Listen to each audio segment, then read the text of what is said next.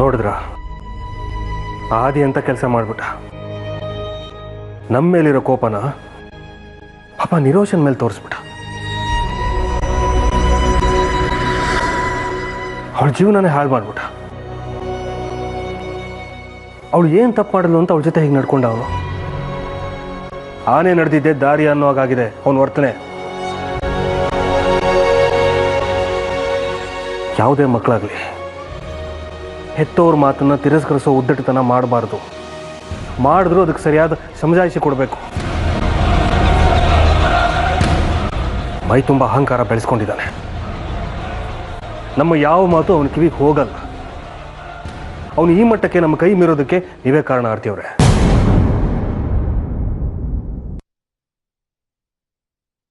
ಇಷ್ಟಕ್ಕೆಲ್ಲ ಕಾರಣ ನಾನಲ್ಲ, ನೀವು. ಅಂದ್ರೆ ನಿಮ್ಮ ಪ್ರಕಾರ ಆದಿತ್ಯ ಮಾಡಿದ್ದೆಲ್ಲ ಸರಿನಾ? ಆ ನಿರೋಷನ ಅಸಹ್ಯ ಮೇಲೆ ಬಿಟ್ಟೋಗಿ ತಪ್ಪಲ್ವೇನ್ರಿ? ಅವ್ನು ಮಾಡಿದ್ದು ಸರಿ ಅಂತ ನಾನೇನು ಹೇಳ್ತಾ ಇಲ್ಲ. ಅವ್ನು ಮಾಡೋ ತಪ್ಪಿಗೆ ಕಾರಣ ಆಗಿದ್ದು ನೀವು. ಅವತ್ತು ಮನೆ ಬಂದಾಗಲೇ ಹೇಳ್ತಾ ಇದ್ದೆ, ರಂಜಿತಿಗೆ ಲೋನ್ ಕೊಡಿಸಿದ್ದು ನಾನೇ ಅಂತ. ಆದರೆ ನೀವು ನನ್ನ ತಡೆದ್ಬಿಟ್ರಿ. ಅವತ್ತೇ ನಾನು ಅವನಿಗೆ ಸತ್ಯ ಹೇಳಿದಿದ್ರೆ ಇವತ್ತು ಆದಿತ್ಯ ನಿರೋಷನ್ ಮದುವೆ ಆಗ್ತಾ ಇತ್ತು. ಅವನು ನನ್ನ ಮೇಲೆ ಕೋಪ ಮಾಡ್ಕೊಳ್ಳೋ ಸಂದರ್ಭನೂ ಬರ್ತಾ ಇರಲಿಲ್ಲ. ಅಟ್ಲೀಸ್ಟ್ ನಾನು ಅವನಿಗೆ ಸತ್ಯ ಹೇಳಿದ್ನಲ್ಲ ಅನ್ನೋ ಕಾರಣಕ್ಕಾದರೂ ನನ್ನನ್ನು ನಂಬ್ತಾ ಇದ್ದ. ಆದರೆ ನಾನು ಆ ನಂಬಿಕೆನ ಕಳ್ಕೊಂಡ್ಬಿಟ್ಟೆ. ಅವನನ್ನು ಹೇಗೋ ಕನ್ವಿನ್ಸ್ ಮಾಡಿ ನಾನು ನಿಮ್ಮ ಮನೆಗೆ ವಾಪಸ್ ಕರ್ಕೊಂಡು ಬರ್ತಾ ಇದ್ದೆ. ಆದರೆ ನೀವು ಅದಕ್ಕೆ ಕಲ್ಲು ಹಾಕ್ಬಿಟ್ರಿ. ಒಂದು ವೇಳೆ ಅವನಿಗೆ ಸತ್ಯ ಗೊತ್ತಾಗಿದ್ದಿದ್ರು ಅವನ ವರ್ತನೆಯಲ್ಲೇನೂ ಬದಲಾವಣೆ ಆಗ್ತಿರ್ಲಿಲ್ಲ. ನಿಮಗೆ ಅವನ ಮೇಲೆ ಮಗ ಅನ್ನೋ ಮೋಹ. ಅದಕ್ಕೆ ಅವನು ಏನೇ ತಪ್ಪು ಮಾಡಿದ್ರು ಕ್ಷಮಿಸೋದಕ್ಕೆ ಹೋಗ್ತಿರೇ ಹೊರತು ಅವನಿಗೆ ಬುದ್ಧಿ ಹೇಳೋ ಪ್ರಯತ್ನ ಮಾಡಲ್ಲ ನೀವು. ಒಂದು ಹೇಳ, ಲಕ್ಷಣವಾಗಿ ಬದುಕೋಕೆ ಬರಲ್ಲ ಅವನಿಗೆ. ಗುಂಡಾಗಿರಿ ಮಾಡಿಕೊಂಡು ಅವ್ರಿವ್ರನ್ನ ಹೆದರ್ಸ್ಕೊಂಡು ಬೆದರಿಸ್ಕೊಂಡಿದ್ದೋನಲ್ವಾ. ಮದುವೆ ಆಗು, ಎಲ್ಲರ ಥರ ಲೈಫಲ್ಲಿ ಸೆಟ್ಲ್ ಆಗು, ಬಿಸ್ನೆಸ್ ಮಾಡು ಅಂದರೆ ಆಗಲ್ಲ. ಆ ರೀತಿ ಬದುಕೋದಕ್ಕೆ ಕಾರಣ ಯಾರು ಹೇಳಿ? ಸಾಕ್ಷಿ ಮತ್ತು ಆರ್ಯ ನನ್ನ ಜೊತೆಗಿದ್ರಲ್ಲ 20 ವರ್ಷ, ಅವರಲ್ಲಿ ಏನಾದರೂ ಸಮಸ್ಯೆ ಇದೆಯಾ ಹೇಳಿ? ಸಾಕ್ಷಿ ಸುಳ್ಳು ಹೇಳಿ ರಂಜಿತ್ನ ಮದುವೆಗಿಲ್ವಾ? ತಪ್ಪೊಪ್ಪಿಕೊಂಡು ಒಳ್ಳೆ ರೀತಿಯಲ್ಲಿ ಬದುಕಿ ತೋರಿಸ್ತಿದ್ದಾಳೆ ಇವತ್ತು. ಆದಿತ್ಯನು ಮುಂದೆ ಸರಿ ಹೋಗ್ತಾನೆ. ಬಲ್ತಿದ್ದಾನೆ, ಬಗ್ಸೋದಕ್ಕಾಗಲ್ಲ. ಕೇಳಿಲ್ವಾ ಗಾದೆನ, ಬೆಳೆಯೋ ಸರಿ ಮೊಳಕೆಯಲ್ಲೇ ಅಂತ. ಚಿಕ್ಕ ವಯಸ್ಸಲ್ಲಿ ಹೇಗಿರ್ತಾರೋ ದೊಡ್ಡವರಾದ್ಮೇಲೂ ಹಾಗೆ ತಿಳ್ಕೊಳ್ಳಿ. ಹೌದು, ನಾನು ಆದಿತ್ಯನ ಬೆಳೆಸಿದ ರೀತಿ ಸರಿ ಇಲ್ಲ. ಸಂತೋಷನ, ನೀವು ಯೋಗ್ಯ ತಂದೆ, ನಿಷ್ಠಾವಂತ ರಾಜಕಾರಣಿ. ನಾನು ಸರಿ ಇಲ್ಲ, ಓಕೆನಾ?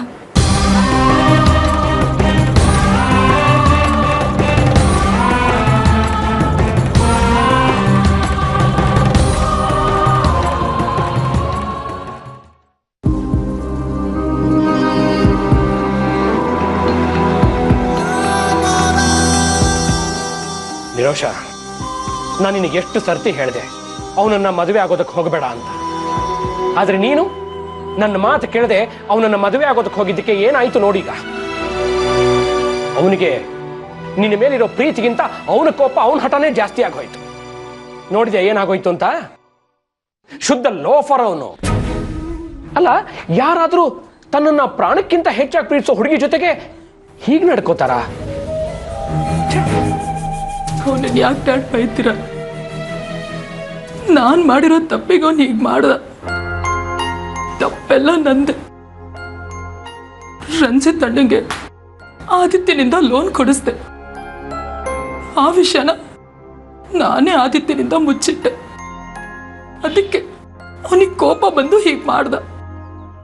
ಅದೆಲ್ಲ ನಿನ್ನ ಭ್ರಮೆ ನಿರೋಷ. ಅವನು ಹೀಗೆ ಮಾಡೋದಕ್ಕೆ ಮುಖ್ಯ ಕಾರಣ ನನ್ನ ಮೇಲಿರೋ ಕೋಪ, ನನ್ನ ಮೇಲಿರೋ ದ್ವೇಷಕ್ಕೆ ಅವನು ಈ ರೀತಿ ನಡ್ಕೊಂಡಿದ್ದಾನೆ. ನನಗದಕ್ಕೆ ನೀನು ಯಾವಾಗ ಅವನನ್ನು ಮದುವೆ ಆಗ್ತೀನಿ ಅಂತ ಹೇಳಿದ್ಯೋ ಅವತ್ತಿನಿಂದ ಭಯದಲ್ಲಿ ಬದುಕ್ತಾ ಇದ್ದೆ. ಈಗ ನೋಡಿದ್ಯಾ ನಿನ್ನ ಸಮಾಜದಲ್ಲಿ ತಲೆ ಎತ್ತೋಕಾಗದಿರೋ ತರ ಕಪ್ ಚುಕ್ಕೆ ಇಟ್ಬಿಟ್ಟ. ಅವನನ್ನು ಮಾತ್ರ ಸುಮ್ಮನೆ ಬಿಡಲ್ಲ ನಿರೋಷ. ನಾನು ನಿನಗೆ ಮಾಡಿರೋ ಅನ್ಯಾಯಕ್ಕೆ ಅವನಿಗೆ ಸರಿಯಾಗಿ ಬುದ್ಧಿ ಕಲಿಸ್ತೀನಿ. ನೋಡಿ ಡ್ಯಾಡ್, ನೀವು ಅವನ ಹತ್ರ ಮತ್ತೆ ಹೋಗಿ ಪ್ರಾಬ್ಲಮ್ ಕ್ರಿಯೇಟ್ ಮಾಡಬೇಡಿ. ನಾನು ಇವಾಗ ಅನುಭವಿಸ್ತಾ ಇರೋದೇ ಸಾಕು. ಆದಿತ್ಯ ಇವತ್ತಲ್ಲ ನಾಳೆ ನನಗೆ ಸಿಕ್ಕೇ ಸಿಗ್ತಾನೆ. ಆ ಭರವಸೆ ನನಗೆ ಖಂಡಿತ ಇದೆ. ದಯವಿಟ್ಟು ಡ್ಯಾಡ್, ನೀವ ಭರವಸೆನ ಚ್ಯೂಟ್ ಹಾಕ್ಬೇಡಿ. ನಿಮಗೆ ನಿಜವಾಗ್ಲೂ ನನ್ನ ಮೇಲೆ ಮಗಳು ಅನ್ನೋ ಪ್ರೀತಿ ಇದ್ರೆ ನೀವೊಂದು ತಂಟೆಗೆ ಹೋಗ್ಬೇಡಿ. ನನಗೆ ಆದಿತ್ಯ ಎಂತೋನು ಅಂತ ಚೆನ್ನಾಗಿ ಗೊತ್ತು ಡ್ಯಾಡ್. ಇವತ್ತು ಅವನು ನನ್ನ ಮೇಲೆ ಕೋಪ ಮಾಡ್ಕೊಂಡು ಹೋಗಿರ್ಬೋದು, ಆದ್ರೆ ಅವನು ಮತ್ತೆ ನನ್ನ ಹುಡ್ಕೊಂಡು ಬಂದೇ ಬರ್ತಾನೆ. ಅವನು ಬರೋವರೆಗೂ ನಾನು ಅವನಿಗೋಸ್ಕರ ಕಾಯಕ್ಕೆ ರೆಡಿ ಇದ್ದೀನಿ.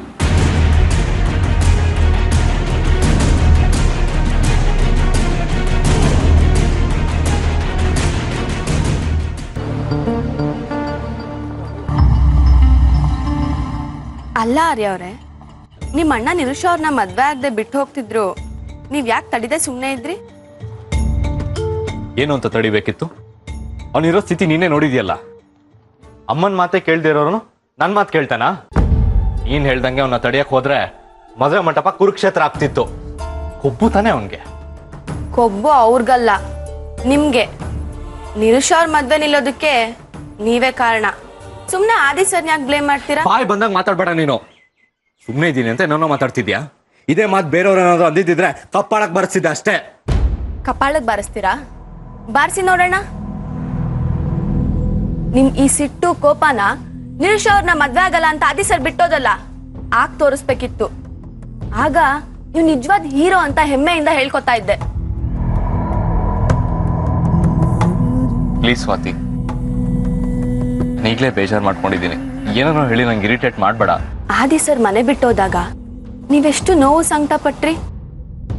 ಪಾಪ ನಿರುಷಾ ಮೇಡಮ್ ಮದ್ವೆ ಆಗ್ತೀನಿ ಅಂತ ನಂಬಿಸಿ ತಾಳಿ ಕಟ್ಟೋ ಟೈಮಲ್ಲಿ ಏಕಾಏಕಿ ಎದ್ದೋದಲ್ಲ, ಅವ್ರಿಗೆಷ್ಟು ನೋವಾಗಿರ್ಬೇಡ. ನಿಮ್ಗೆ ನಿಮ್ದೇ ನೋವು ನಿಮ್ದೇ ಬೇಜಾರೇ ಮುಖ್ಯ ಅಲ್ಲ? ನನಗೂ ಅರ್ಥ ಆಗ್ತಿದೆ ಸ್ವಾತಿ. ಆದ್ರೆ ಏನ್ ಮಾಡ್ಲಿ ಹೇಳು? ನನ್ನಿಂದ ಆಗಿರೋ ಪ್ರಾಬ್ಲಮ್ ಈಗ ಸಾಲ್ವ್ ಮಾಡಕ್ ಆಗ್ತಿಲ್ಲ. ಯಾಕಾಗಲ್ಲ? ಯಾಕಾಗಲ್ಲ ಅಂತ ಹೇಗೆ ಹೇಳಿ ಸ್ವಾತಿ? ನಿನಗಿನ್ನೂ ಆದಿತ್ಯ ಬಗ್ಗೆ ಗೊತ್ತಿಲ್ಲ. ತುಂಬಾ ಗರ್ವ ಅವನ್ಗೆ. ನೀನ್ ಹೇಳ್ದಂಗೆ ನಾನೇನ ತಡೆಯಕ್ ಹೋಗಿದ್ದಿದ್ರೆ ಎಲ್ರ ಮೇಲಿರೋ ಕೋಪ ದ್ವೇಷನೆಲ್ಲ ನನ್ನ ಮೇಲೆ ತೋರಿಸ್ತಿದ್ದ. ಅಷ್ಟೇ ಅಲ್ಲ, ತಾನ್ ಮಾಡಿರೋ ತಪ್ಪಲ್ಲ ನನ್ನ ತಲೆ ಮೇಲೆ ಕಟ್ತಿದ್ದ. ಹೌದು, ತಪ್ಪೆಲ್ಲ ನಿಮ್ದೆ. ಇಷ್ಟೆಲ್ಲ ಆಗಿರೋದಕ್ಕೆ ನೀವೇ ಕಾರಣ. ಮದ್ವೆ ನಿಲ್ಲೋದಕ್ಕೂ ನೀವೇ ಕಾರಣ. ಸ್ವಾತಿ, ಏನ್ ಮಾತಾಡ್ತಿದ್ಯಾ? ಮದ್ವೆ ನಿಲ್ಲೋದಕ್ಕೆ ನಾನ್ ಕಾರಣನ? ಹೌದು.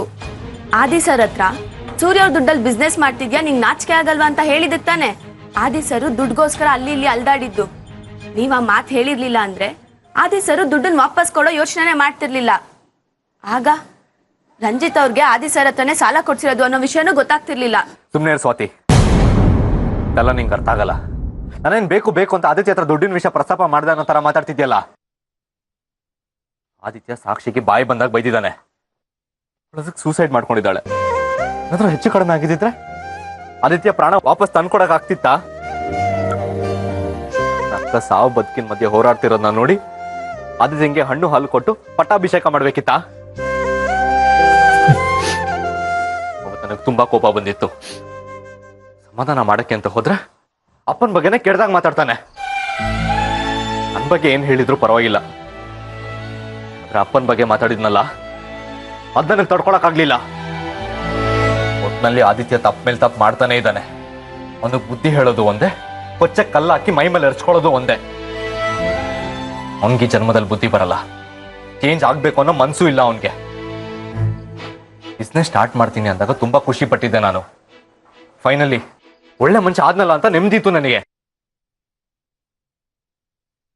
ಅವತ್ ನಾನು ಹಿಂಗ್ ಬೈದೆ ಅಂತ ಕೆಲಸ ಬಿಟ್ಟು ಹೋಗಕ್ ರೆಡಿ ಆಗಿದ್ಯಲ್ಲ, ಅದು ನನ್ನ ಸ್ವಾಭಿಮಾನ ನನ್ನ ಪಕ್ಕಕ್ಕಿಟ್ಟು ಕೆಲಸ ಬಿಡ್ಬೇಡ ಅಂತ ನಿಂತರ ಕೇಳ್ಕೊಂಡೆ.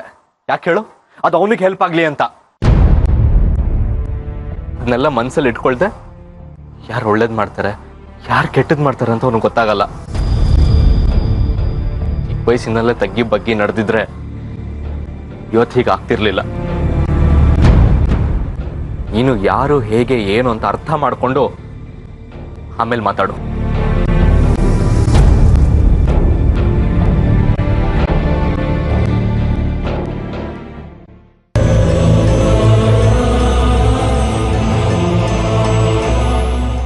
ಏನೇ ಹೇಳು ಮಗ, ನಿನಗೆ ಮಾಡಬಾರ್ದಿತ್ತು.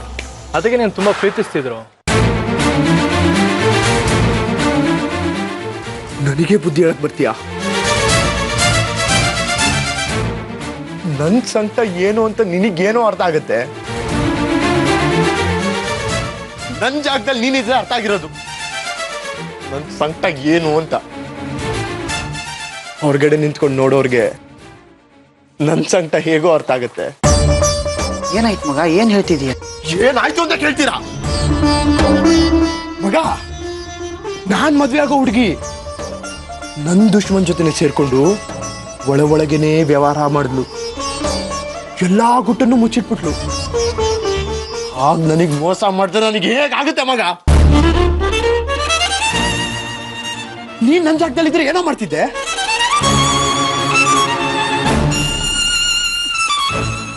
ಅವಳ ಬಗ್ಗೆ ಎಷ್ಟು ನಂಬಿಕೆಗಳು ಇಟ್ಕೊಂಡಿದ್ದೆ. ನನ್ನ ನಂಬಿಕೆಗೆ ಪ್ರೀತಿಗೆ ಮೋಸ ಮಾಡಿದ್ಲು. ಅಂತವಳನ್ನ ಕ್ಷಮಿಸಿ ನಾನ್ ಮದುವೆ ಆಗ್ಬೇಕಾ? ನೋ.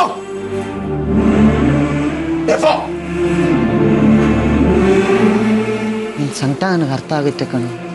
ಆದ್ರೆ ನೀನು ಮದುವೆ ಮಂಟಪದಿಂದ ಅತಿಯನ್ ಬಿಟ್ಟು ಬರಬಾರ್ದಿತ್ತು ಕಣೋ. ನಿನ್ ಮಾತು ಕೇಳ್ತಿದ್ರು ಕಣೋ, ಬುದ್ಧಿ ಮಾತು ಹೇಳಿದ್ರೆ. ಅವಳು ಮುಚ್ಚಿಟ್ಟಿದ್ದು ಚಿಕ್ಕ ವಿಷಯ ಆಗಿದ್ರೆ ನಾ ಮರ್ತು ಬಿಡ್ತಿದ್ದೆ ಮಗ. ಆದ್ರೆ ಅವಳು ಮುಚ್ಚಿಟ್ಟಿದ್ದು ದೊಡ್ಡ ವಿಷಯನ. ಇವತ್ತೇ ಈ ವಿಷಯ ಮುಚ್ಚಿಟ್ಟವಳು ನಾಳೆ ಮದ್ವೆ ಆದ್ಮೇಲೆ ಗಂಡ ಹೆಂಡತಿ ಮಧ್ಯೆ ನಡೆಯೋ ರಹಸ್ಯನ ಬೇರೆಯವ್ರಿಗೆ ಹೇಳಲ್ಲ ಅಂತ ಏನೋ ಗ್ಯಾರಂಟಿ? ನಾ ಎಲ್ರಿಗಿಂತ ಜಾಸ್ತಿ ನಂಬಿದ್ದು ನಮ್ಮಮ್ಮನ್ನ ಮತ್ತೆ ನಿರೋಷನ. ನನಗೆ ಯಾರು ಮೋಸ ಮಾಡಿಲ್ಲ ಅಂದ್ರೂ ಅವರಿಬ್ರು ಮೋಸ ಮಾಡಲ್ಲ ಅಂತ ನಂಬಿದ್ದೆ. ಆದ್ರೆ ನನ್ನ ನಂಬಿಕೆಗೆ ದ್ರೋಹ ಮಾಡ್ಬಿಟ್ರು ಮಗ. ನಮ್ಮಮ್ಮನ್ಗೆ ನಿರೋಷಕ್ಕೆ ನನಗಿಂತ ಲೋಫರ್ ರಂಜಿತೆ ಮುಖ್ಯ ಆಗೋದ. ಅದಕ್ಕೆ ನನಗೆ ಗೊತ್ತಿಲ್ದಾಗೆ ನನ್ನಿಂದನೇ ಲೋನ್ ಕೊಡ್ಸಿ ನನಗೆ ಮೋಸ ಮಾಡ್ಬಿಟ್ರು. ಅಟ್ಲೀಸ್ಟ್ ನಮ್ಮಮ್ಮ ಆದ್ರೂ ಈ ವಿಷಯ ಹೇಳ್ತಾರೆ ಅನ್ಕೊಂಡಿದ್ದೆ. ಆದ್ರೆ ಅವರು ಹೇಳಲಿಲ್ಲ. ಆ ಯೋಗ್ಯ ರಂಜಿತ್ ಎಲ್ಲಾರ ಕಣ್ಣಿಗೂ ಮಣ್ಣೆರ್ಚಿ ನನ್ ಕಡೆಯವ್ರನ್ನೆಲ್ಲ ಅವನ್ ಕಡೆ ಮಾಡ್ಕೊಂಬಿಟ್ಟ. ಇದನ್ನೆಲ್ಲ ನೆನ್ಸ್ಕೊಂಡ್ರೆ ಒಟ್ಟ ಉರಿತೆ ಮಗ. ನಾನಿಲ್ಲಿ ರಂಜಿತ್ನ ಮಟ್ಟ ಹಾಕ್ಬೇಕು ಅಂತ ಸ್ಕೆಚ್ ಹಾಕ್ತಿದ್ರೆ ನಮ್ಮ ಮನೆಯವರೇ ಅವನಿಗೆ ಸಪೋರ್ಟ್ ಮಾಡಿ ಅವನ್ ಮುಂದೆ ತಲೆ ತೆಗ್ಸೋಗ್ ಮಾಡ್ಬಿಟ್ರು ಮಗ. ನಾನ್ ಸೋತ್ಬಿಟ್ಟೆ ಕಣ್ರು. ನಾನ್ ತಲೆ ಎತ್ತಿ ತಿರ್ಗಾಡ್ದವ್ರ ತರ ಮಾಡ್ಬಿಟ್ಟ ಮಗ ಅವನು. ಬೇಜಾರು ಮಾಡ್ಕೋಬೇಡ ಮಗ, ನೀ ಜೀವನದಲ್ಲಿ ಅವನಿಗಿಂತ ತುಂಬಾ ಚೆನ್ನಾಗಿರ್ತೀಯ ಕಣೋ. ಆಗಿದ್ದೆಲ್ಲ ಒಂದು ಕೆಟ್ಟ ಕನಸು ಅಂತ ಮರ್ತು ಬಿಡು. ಏನು ಮರ್ತು ಬಿಡದ? ಮಾತ್ರ ಸಾಧ್ಯ ಇಲ್ಲ ಮಗ. ಆ ರಂಜಿತ್ತು ನನ್ನ ಹತ್ರನೇ ಲೋನ್ ತಗೊಂಡು ದೊಡ್ಡ ಬಿಸ್ನೆಸ್ ಮ್ಯಾನ್ ತರ ಪೋಸ್ ಕೊಡ್ತಾನೆ. ಅದು ಅಲ್ದೆ ನನಗೆ ಸವಾಲ್ ಹಾಕಕ್ ಬರ್ತಾನಲ್ಲ. ನಾನೇನು ಇಲ್ದಿರೋ ಬೀದಿ ಬಿಕಾರಿ ಮಾಡ್ಬಿಟ್ಟ ಮಗ. ಇದಕ್ಕೆಲ್ಲ ಕಾರಣ ನಾನ್ ನಂಬಿದವ್ರೆ. ನಮ್ಮಮ್ಮ ನನ್ನ ಎಷ್ಟು ಪ್ರೀತಿಸ್ತಿದ್ರು. ಅವ್ರಿಗೆ ಮಂಕ್ ಬೂದಿ ಹರ್ಚಿ ಅವರಿಂದನೇ ನಾ ದೂರ ಆಗು ಮಾಡ್ಬಿಟ್ಟ. ಅವ್ನಿಗೆ ಯಾರನ್ನ ತನ್ ಕಡೆ ಹೇಳ್ಕೊಂಡು ಇದಕ್ಕೆಲ್ಲ ಕಾರಣ ಆದ್ನೋ ಅವನ್ನ ಮಾತ್ರ ಸುಮ್ಮನೆ ಬಿಡಲ್ಲ ಮಗ. ಹೋಗ್ಲಿ ಬಿಡು ಮಗ, ಅಳಬೇಡ. ಹೋಗ್ತಾ ಹೋಗ್ತಾ ಎಲ್ಲ ಸರಿ ಹೋಗುತ್ತೆ. ನಿನ್ ಮನಸ್ಸಿಗೆ ಇಷ್ಟನ್ನು ಹೋಗಿದೆ ಅಂತ ನಮ್ಗೆ ಗೊತ್ತಿರಲಿಲ್ಲ ಕಣೋ. ಗೊತ್ತಿಲ್ಲದೆ ಏನೇನೋ ಮಾತಾಡ್ಬಿಟ್ಟೆ, ಸಾರಿ ಕಣೋ. ಮುಂದೆ ಏನ್ ಮಾಡ್ಬೇಕು ಅಂತಿದ್ಯಾ ಮಗ? ನನಗೆ ಏನ್ ಮಾಡ್ಬೇಕು ಏನ್ ಬಿಡ್ಬೇಕು ಅಂತ ಒಂದು ಗೊತ್ತಾಗ್ತಿಲ್ಲ ಮಗ. ಸದ್ಯಕ್ಕೆ ನನ್ಗೆ ಯಾರ ಮುಖ ನೋಡಕ್ಕೂ ಇಷ್ಟ ಇಲ್ಲ. ನನಗೆ ಯಾವ ಸವಾಸನೂ ಬೇಡ ಅನ್ಸ್ಬಿಟ್ಟಿದೆ ಮಗ. ನಮ್ಮನೆಗೆ ಬಂದ್ಬಿಡ ಮಗ. ನಾನ್ ನಿಮ್ಮನೆಗೆ ಬಂದು ನಿಂಗೆ ಇನ್ನ ಪ್ರಾಬ್ಲಮ್ ಕೊಡಕ್ ಇಷ್ಟಪಡಲ್ಲ ಮಗ. ನೀನೇ ಕಷ್ಟಪಟ್ಟು ನಿಮ್ಮ ಮನೆ ಮೇಂಟೈನ್ ಮಾಡ್ತಿದ್ಯಾ. ಇನ್ನು ನಾನು ಬಂದ್ರೆ ನಿಂಗಿನ್ನ ಪ್ರಾಬ್ಲಮ್ ಜಾಸ್ತಿ ಆಗತ್ತೆ. ಪರವಾಗಿಲ್ಲ ಮಗ. ದಯವಿಟ್ಟು ಫೋರ್ಸ್ ಮಾಡಬೇಡ ಮಗ. ಸದ್ಯಕ್ಕೆ ನಂಗೆ ಒಂಟಿಯಾಗಿರ್ಬೇಕು ಅನ್ಸಿದೆ. ನಾನು ಬರ್ತೀನಿ ಮಗ.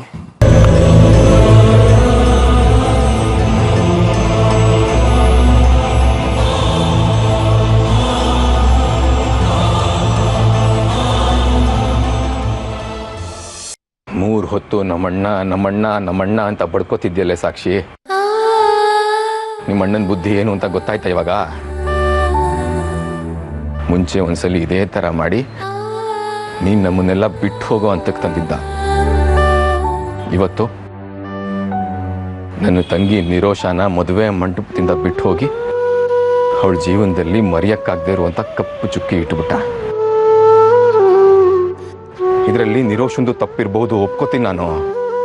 ಹಾಗಂತ ಅವಳನ್ನ ಮದುವೆ ಮಂಟಪದವರೆಗೂ ಕರೆಸಿ ಹಸೆಮಣೆ ಮೇಲೆ ಕೂರಿಸಿ ತಾಳಿ ಕಟ್ಟದೆ ಎದ್ದು ಹೋಗೋದು ಎಷ್ಟು ಸರಿ ಹೇಳು?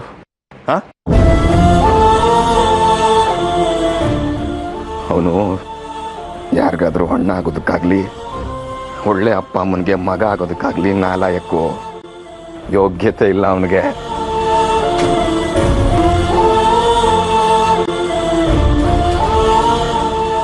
ಇಷ್ಟು ಸಾಲದು ಅಂತ ನನ್ನನ್ನೇ ಫಿನಿಶ್ ಮಾಡ್ತೀನಿ ಅಂತ ಸವಾಲ್ ಹಾಕ್ತಾನೆ. ಇನ್ನೂ ಗೊತ್ತಿಲ್ಲ ಅವನಿಗೆ ನಾನು ಎಂತವನು ಅಂತ. ಮನಸ್ಸು ಮಾಡಿದ್ರೆ ಒಂದೇ ನಿಮಿಷಕ್ಕೆ ಮುಗಿಸ್ಬಿಡ್ತೀನಿ ಅವನ್ನ, ಹುಟ್ಲಿಲ್ಲ ಅನ್ಸ್ಬಿಡ್ತೀನಿ ಅವನು. ರಂಜಿತ್ ಪ್ಲೀಸ್, ಅವನು ಹಾಗೆ ಮಾತಾಡ್ತಾನೆ ಅಂತ ನೀವು ಹಾಗೆ ಮಾತಾಡ್ತಿರಲ್ಲ. ಅವನ ಮೇಲೆ ದ್ವೇಷ ಸಾಧಿಸೋದು ಬೇಕಾ? ಅಂದ್ರೆ ಇಷ್ಟೆಲ್ಲ ಆದ್ರೂ ನೀನು ಇನ್ನೂ ಅವನನ್ನ ಅಣ್ಣ ಅಂತ ಒಪ್ಕೋತಾ ಇದೀಯಾ?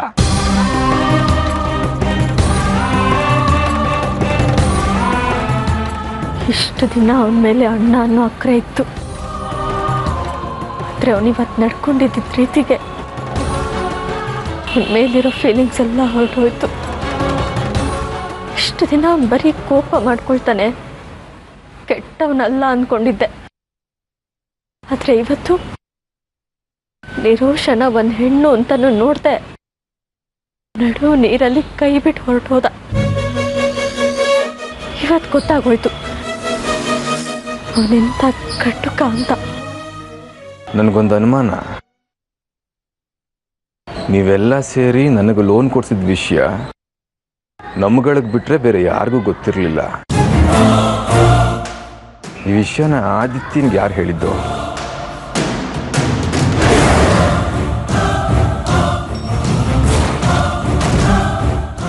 ಇದು ಅವನು ಗೊತ್ತಾಗೋದಕ್ಕೆ ಹೇಗೆ ಸಾಧ್ಯ?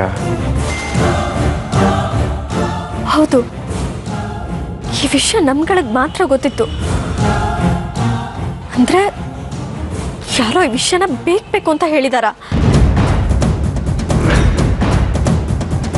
ಹೌದು ಸಾಕ್ಷಿ, ನನಗೂ ಅದೇ ಪ್ರಶ್ನೆ ಕಾಡ್ತಿದೆ. ಯಾರೋ ಬೇಕು ಅಂತ ನಿಮ್ಮಿಬ್ರು ಮಧ್ಯೆ ಜಗಳ ತಂದು ಹಾಕಕ್ಕೆ ಹೀಗೆ ಹೇಳಿದ್ದಾರೆ ಅನ್ಸುತ್ತೆ.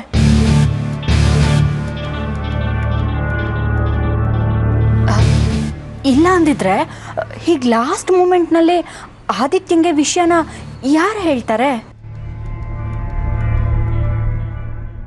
ಯಾರು ಹೇಳಿರ್ಬೋದು?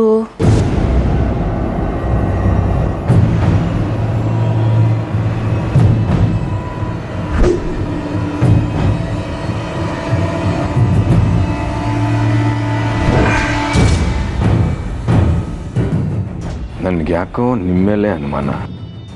ನೀವೇನಾ?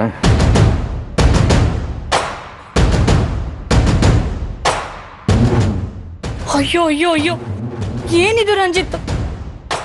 ಮದ್ವೆ ಆಗೋ ಬ್ರಾಹ್ಮಣ ಅಂದ್ರೆ ನೀನೇ ನನ್ನ ಹೆಂಡತಿ ಇಂದಂಗೆ ನನ್ ಮೇಲೆ ಗುರಿ ಮಾಡಿ ಮಾತಾಡ್ತಿದ್ದೀರಲ್ಲ. ಆದಿತ್ಯಂಗೆ ಈ ವಿಷಯ ಯಾರು ಹೇಳಿದ್ರು ಏನು ಅಂತ ನಾನಿಲ್ಲ ಆತಂಕ ಪಡ್ತಿದ್ರೆ ನೀವು ನನ್ನೇ ಅನುಮಾನ ಪಡೋದ ರಂಜಿತ್? ಸಮಾಧಾನ. ಈ ನಿಮ್ಮ ಮಾತು, ನಿಮ್ಮ ನಡವಳಿಕೆ ನೋಡ್ತಿದ್ರೆ ನನಗೆ ನಿಮ್ಮ ಮೇಲಿರೋ ಅನುಮಾನ ಇನ್ನೂ ಜಾಸ್ತಿ ಆಗ್ತಿದೆ. ನೀವೇ ತಾನೇ ಹೇಳಿರೋದು. ಅಯ್ಯೋ, ಏನ್ ಮಾತು ಅಂತ ಹೇಳ್ತಿದ್ರೆ ರಂಜಿತ್? ನಾನ್ ನನ್ನ ಪಾಡಿಗೆ ದೇವಸ್ಥಾನ, ಆಶ್ರಮ ಅಂತ ರಾಮಕೃಷ್ಣ ಅನ್ಕೊಂಡಿದ್ದೀನಿ. ನಾನು ಅದೇನೋ ಅಂತಾರಲ್ಲ, ಕೆಟ್ಟದಕ್ಕೆಲ್ಲ ಶನೀಶ್ವರನೇ ಕಾರಣ ಅಂದಂಗೆ ನಿಮ್ ಎಲ್ಲಾ ಸಮಸ್ಯೆಗೂ ನಾನೇ ಕಾರಣನಾ? ರಂಜಿತ್ ಪ್ಲೀಸ್, ಆದಿ ಮೇಲಿರೋ ಕೋಪನ ಆಂಟಿ ಮೇಲೆ ಯಾಕೆ ತೋರಿಸ್ತಾ ಇದ್ದೀರಾ? ಅವ್ರ ಪಾಡಿಗೆ ಅವರು ದೇವ್ರು ದಿಂಡ್ರು ಅಂತ ಇದ್ದಾರೆ. ಅವ್ರ ಪಾಡಿಗೆ ಅವ್ರು ಇರ್ಲಿ ಬಿಡಿ. ಸಾಕ್ಷಿ, ಆದಿಗೆ ಅರ್ಪಿತಾ ಆಂಟಿ ಕಂಡ್ರೆ ಆಗಲ್ಲ. ಅಂಥದ್ರಲ್ಲಿ ಇವ್ರು ಹೋಗಿ ಅವ್ನ ಮುಂದೆ ನಿಂತ್ಕೊಂಡು ಇದನ್ನೆಲ್ಲ ಹೇಳಿದ್ರೆ ಅವ್ನು ನಂಬ್ತಾನ? ಅದು ಅಲ್ಲದೆ ಇವ್ರು ಯಾಕೆ ಇದನ್ನೆಲ್ಲ ಹೋಗಿ ಅವನ ಹತ್ರ ಹೇಳ್ತಾರೆ? ಹೋಗ್ಲಿ ಬಿಡು ಸಾಕ್ಷಿ. ರಂಜಿತ್ಗೆ ಮೊದಲೇ ನನ್ನ ಮೇಲೆ ಅನುಮಾನ. ಯಾರು ಏನೇ ಮಾಡಿದ್ರು ನಾನೇ ಮಾಡಿದೆ ಅಂತಾರೆ. ಆದರೆ ಇವತ್ತೆಲ್ಲ ನಾಳೆ ಸತ್ಯ ಗೊತ್ತಾದ್ಮೇಲೆ ಅವ್ರಿಗೆ ಅರ್ಥ ಆಗುತ್ತೆ. ಅಲ್ಲಿವರೆಗೂ ನಾನು ಕಾಯ್ತೀನಿ. ಆದಿತ್ಯನಿಗೆ ಈ ವಿಷಯನ ಯಾರೇ ಹೇಳಿರಲಿ, ಅದರಿಂದ ಇವತ್ತು ನನ್ನ ತಂಗಿ ನಿರೋಷ ಮದುವೆ ನಿಂತು ಹೋಗಿದೆ. ಅವರು ಯಾರೇ ಆಗಿದ್ರು ಅವ್ರನ್ನ ಹುಡುಕಿ ಅವ್ರಿಗೊಂದು ಗತಿ ಕಾಣಿಸ್ತೀನಿ ನಾನು.